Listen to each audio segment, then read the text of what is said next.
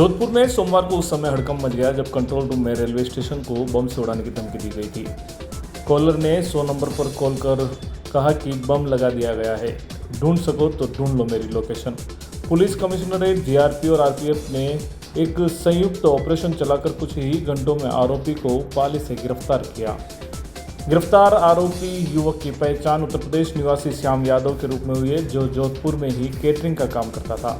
श्याम का आरोप है कि ठेकेदार उसकी सैलरी नहीं दे रहा था, जिससे नाराज होकर उसने नशे की हालत में धमकी दी। आरोपी के खिलाफ पुलिस ने गंभीर धाराओं में मामला दर्ज कर लिया है और आगे पूछताछ जारी है। बताएं। पिछले 2 दिनों में हमें 2 होक्स मेल और एक कॉल, एक मेल और एक कॉल हमें प्राप्त हुआ,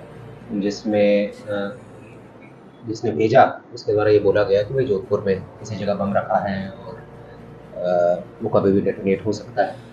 परसों की रात को हमें एक मेल प्राप्त हुआ जिसका हमने आईपी एड्रेस ट्रेस करवाया और उसमें त्वरित कार्रवाई करते हुए वो एक मेंटली डिस्टर्ब, मानसिक रूप से असंतुलित महिला का पाया गया, जो कि अपने राजीव गांधी नगर में रहती थी और वो डिप्रेशन का शिकार थी और कुछ पारिवारिक डिस्प्यूट था और इस वजह से उसे पुलिस अटेंशन चाहिए था, इसलिए उसने इस तरीके का मेल किया। उसके विरुद्ध हमने विधि सम्मत कार्रवाई की।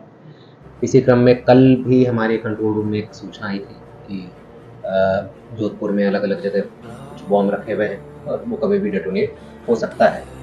उस कॉल को हमने तुरंत ट्रेस किया और जब उसका लोकेशन निकलवाया तो वो ट्रेन में होना पाया गया और जीआरपी और पाली पुलिस के साथ मिलकर उसे फिर पाली स्टेशन से हमने डिटेन किया। पूछताछ में ये पाया गया कि वो शराब के नशे में धुत था और शराब के नशे में ही ऐसी हरकत उसने की थी। उसके विरुद्ध एफआईआर दर्ज कर लिया गया है और आगे की कार्रवाई जारी है। सर, क्या कैटरिंग वाले था? हाँ, पिछले 10-12 दिनों से यहाँ पर वो आया था, यूपी का रहने वाला है, केटरिंग में काम करता था, श्याम यादव। सर, ऐसे लोग जो है इनके लिए क्या मैसेज दें? बिल्कुल, ये मैं आपके माध्यम से सबको ये मैसेज देना चाहूँगा कि वर्तमान परिप्रेक्ष्य में जो माहौल है सुरक्षा की दृष्टि से कोई भी व्यक्ति इस तरीके का मेल कॉल ना करे जिससे माहौल बिगड़ने की संभावना रहे। साथ ही साथ आमजन से भी अपील है कि ऐसी अफवाहों पर भी ध्यान ना दें जब तक हमारी तरफ से आधिकारिक रूप से कोई किसी भी चीज़ की पुष्टि ना हो, तो ऐसी अफवाहों पर भी ध्यान ना दें। अगर कोई रियल इंटेलिजेंस होगा तो हम खुद बताएंगे। बाकी इस तरीके के होक्स मेल और कॉल्स आ रहे हैं, काफ़ी जगह आ रहे हैं और हम उनके विरुद्ध कार्रवाई भी कर रहे हैं।